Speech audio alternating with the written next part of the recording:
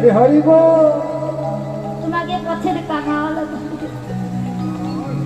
তুমি ভিখারি পর্যন্ত হয়ে যাবে, তথাপিও তুমি নাম ছাড়তে পারবে। তাই রাধারানী বলে সখী যে কৃষ্ণ নাম আমি সার করেছি, আমি ছাড়বো মনে করলে আমার প্রাণ ছিছে।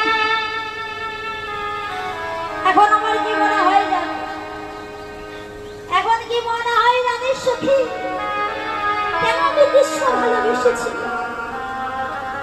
আর যদি ভালোবাসলাম তবে তবে কেন আমি আমার আমার বলতে যা ছিল সব আমি কৃষ্ণ ছেড়ে দিতে, সব কেন দিলাম? এখন কি মনে হয় জানিস